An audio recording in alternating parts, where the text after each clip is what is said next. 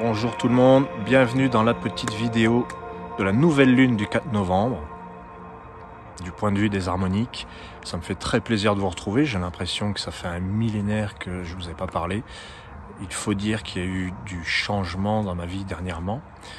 Et je vais vous parler de changement, justement, avec cette nouvelle lune qui se place sous l'harmonique 11 de la foudre blanche. Je vais vous parler de la foudre, je vais vous parler d'astro aussi, parce que c'est la nouvelle lune en scorpion quand même. Et elle a un aspect avec un signe en face, le taureau. Il y a Uranus qui ressemble beaucoup à la foudre, puisqu'Uranus apporte la nouveauté, la surprise, le changement, la révolution, etc. Je voulais faire un petit clin d'œil à mes amis Farah et Michael. Je les remercie vraiment du fond du cœur, parce qu'ils m'ont fait un petit live sur Instagram, quelque chose de très très sympa. On est en contact depuis quelques temps avec Farah et Michael et du coup ça me fait très plaisir parce qu'on fait le lien entre astrologie et harmonique de manière très assez passionnant. Et je vous dis ça parce que effectivement au mois d'octobre là et notamment à la fin, je me suis rendu compte qu'on avait besoin de créer l'étincelle. Et pour créer l'étincelle, il fallait rentrer en contact avec les autres, avec d'autres personnes qui vibrent sur les mêmes fréquences. C'est pour ça que je vous parle de ça, parce que la deuxième carte, c'est l'oracle d'ambre. 4 novembre, en fait, 4 et 11 dans les harmoniques, ça fait 15. Voilà, l'harmonique 15, c'est l'oracle. Et c'est l'oracle d'ambre. Vous pouvez lire dans le formulaire de calcul, en dessous, là, si vous mettez 4-11-2021, vous aurez ces 3 cartes, la foudre, l'oracle et le phénix. C'est ce que je vais développer dans cette vidéo.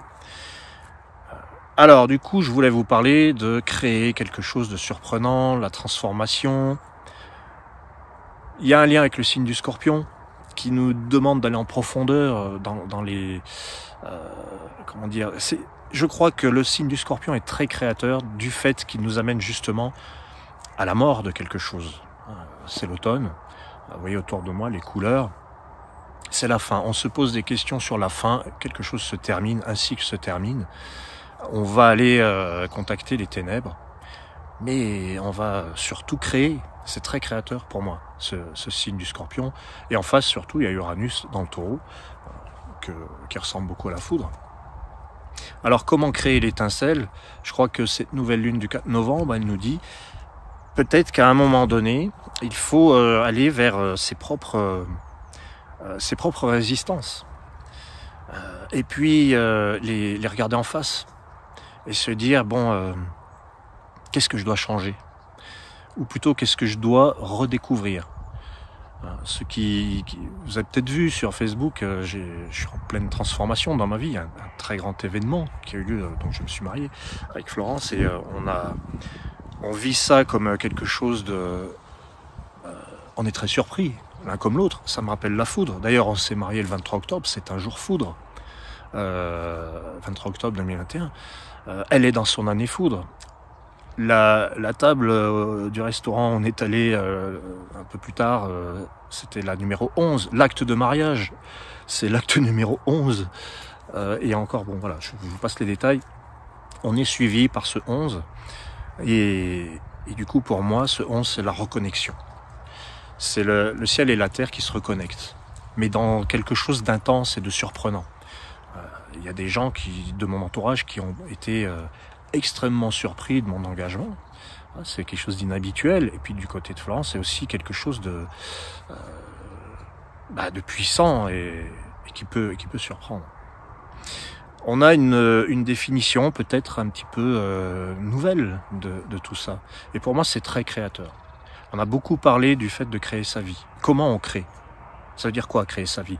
Ceux qui commandent leur thème de naissance en harmonique voient que dans les premières pages, le premier chapitre s'appelle « Créer sa vie ». Et c'est l'harmonique source qui vous dit comment créer votre vie. Enfin, comment? Qui répond, je dirais, qui donne une piste à créer sa vie.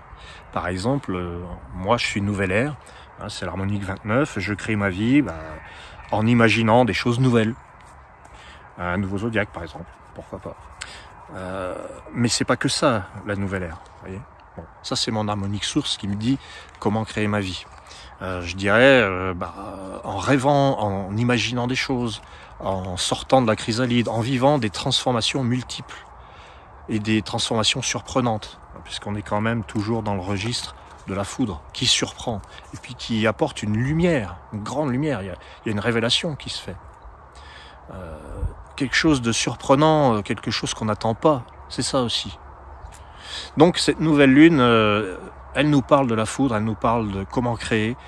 On crée quand on se surprend soi-même, quand on se surpasse soi-même, quand on dépasse un petit peu les appréhensions, les peurs, les schémas, et quand on se surprend, quand on dit « Ah, vous y attendiez pas à celle-là ». Et il se trouve que c'est très amusant.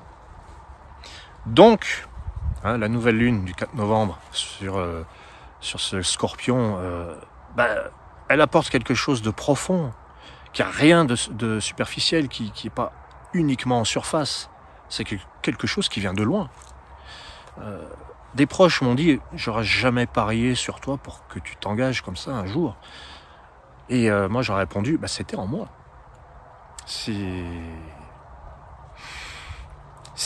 ça, c'est se surprendre soi-même, surprendre les autres. Et c'est là qu'il y a une vraie révolution qui se passe. C'est quand on va vraiment aller là où on ne nous attend pas. Pour moi, c'est ça, la foudre. Alors, je vais vous parler aussi de l'oracle d'Ambre. Parce que, alors, l'oracle fait penser un petit peu au signe du taureau. Dans les harmoniques, l'oracle, c'est toute la partie, c'est la parole, la bouche, la gorge, les oreilles, tout ce qui est ORL. Pour ceux que ça intéresse, les harmoniques correspondent à toutes les parties de l'anatomie. Et donc, en astrologie, le taureau, c'est plutôt la gorge. Alors, l'oracle d'Ambre nous parle du taureau, mais il nous parle concrètement, je ne veux pas vous parler que d'astrologie, concrètement, c'est la communication. C'est tout ce qui se passe ici. Et je dirais que c'est aussi l'écoute, en fait. Alors, j'ai remarqué quelque chose dernièrement, c'est que quand quelque chose nous dérange à l'extérieur, tout le monde n'est pas perturbé par les mêmes choses, y compris dans l'actualité, tout le monde n'a pas les mêmes réactions aux mêmes choses. Les lois qui sont promulguées en France ou ailleurs ne sont pas vécues de la même manière. Et j'ai remarqué que ma compagne pouvait être choquée par quelque chose et moi non, et inversement. Les enfants, on observe les enfants, il y en a qui sont choqués par ceci et l'autre pas par cela.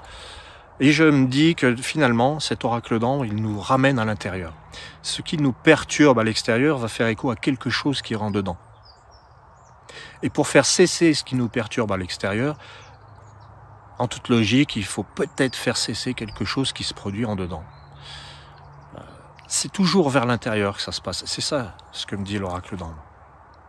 Pourquoi je ne supporte pas telle chose? Pourquoi tel individu me met mal à l'aise? Pourquoi ce bruit me gêne? Qu'est-ce que je peux faire pour que ça s'arrête? Et ça, pour moi, c'est aussi lié à cette foudre. Elle est où? Qui nous dit de créer la vie, de créer sa vie, de créer la surprise, d'accepter d'aller au fond des choses, d'aller là où on ne nous attend pas. Ce scorpion là qui va pointer exactement là où il faut pas finalement. Ah là là, moi jamais de la vie, je ne veux surtout pas que nanana. Et puis finalement, pourquoi? Posons-nous les bonnes questions. Pourquoi? Je me suis égaré, je sais plus ce que je voulais dire. Alors l'oracle d'Ambre, il nous dirige un petit peu vers cette voie intérieure qui va poser la question du pourquoi, la question du et si. Et si je faisais autrement? Et si j'allais à l'inverse de ce que j'ai toujours cru? Qu'est-ce qui se passerait? Voilà. Et alors la troisième carte, dans les harmoniques, donc, le phénix devant, qui nous rappelle le scorpion, mort et renaissance, harmonique 26. Dans les harmoniques, c'est la quête de vie, c'est là où on se dirige, c'est ce qu'on cherche à maîtriser. C'est vraiment ce qu'on recherche. Ça fait penser, toujours pour ceux qui aiment l'astro, au nœud nord un petit peu, ce vers quoi on tend, ce vers quoi on doit aller. Alors, cette nouvelle lune du 4 novembre, elle nous parle de créer quelque chose de nouveau, créer la surprise, mais en même temps, il y a quand même l'idée que ça a toujours été là. Parce que le phénix, c'est un signe immortel quelque part. Il renaît tout le temps de ses cendres. Alors, il s'agit de quoi? D'inventer ou de faire renaître quelque chose qui a toujours été, quelque chose qui a été de tout temps. Moi, c'est la sensation que j'ai maintenant. Je suis celui que j'ai toujours été. Même en surprenant un maximum ceux qui me connaissent depuis l'enfance. Bah oui, mais ça a toujours été moi. C'est le phénix. D'ailleurs, pour l'anecdote, je suis ascendant phénix. Donc, voilà. Alors, ce phénix, il nous rappelle qu'on va tendre vers raviver la flamme. Mais sans forcément chercher à briser, à se révolter. Elle brise pas la foudre, c'est pas un signe de rupture. Elle reconnecte, elle donne l'énergie. Et j'ai toujours mis la foudre comme... j'ai toujours mise dans la symbolique du cœur et de l'amour, vraiment. Pourtant, quand on voit ça, c'est pas la première idée qui vient. Mais c'est comme si sur le cœur, on avait le petit interrupteur, l'éclair, on appuie dessus et tout s'allume, en fait. C'est pour ça. Et puis cette foudre, elle apporte la lumière. Voilà, donc elle peut faire peur au premier abord, mais c'est pas du tout, hein, c'est un malentendu, j'ai envie de dire. Voilà. Donc la foudre nous dit pas d'inventer quelque chose qui a jamais été vu. Elle nous dit de surprendre, mais elle nous dit de surprendre en étant en résonance avec ce qu'il y a à l'intérieur, afin de faire renaître ce qui a toujours été. Parce que ce qu'on recherche, c'est ça aussi. Ce qui a toujours été, ce qui est immuable. Et puis quand je vois le phénix, je pense à... dernièrement, il y a un homme français célèbre qui est mort, qui s'appelle Tapi, hein, qui était phénix, et qui était vraiment... je parle de ça parce que il fait partie, on l'aime ou on l'aime pas, peu importe. Moi, j'en ai rien à taper, mais quand j'ai découvert les harmoniques, que j'ai vu que cet homme-là était phénix, j'ai trouvé que c'était frappant. Parce que c'est quasiment le surnom qui lui correspond le mieux. Il a eu de nombreuses vies, etc. Donc, voilà, petite parenthèse sur les personnalités. Cette nouvelle lune du 4 novembre, elle nous demande de créer du nouveau, de créer la surprise. Elle nous amène à ça, elle nous demande d'écouter ce qui nous vibre. 2022 aussi, tiens, je vous avais fait une vidéo sur 2022, je vous parle de la vibration, la fréquence, qu'est-ce qui nous vibre, je vais en faire d'autres. Hein. Et enfin, ce phénix qui nous dit d'aller plutôt vers raviver quelque chose qui a été là depuis longtemps, finalement. Comme disait Rodin, je n'invente pas, je redécouvre. Quand il sculptait, Rodin, il ne faisait que dépoussiérer des choses qui étaient là depuis longtemps. Ou Michel-Ange d'ailleurs. Michel-Ange qui était phénix aussi. Voilà. Eh bien, je vous remercie. N'hésitez pas à me contacter.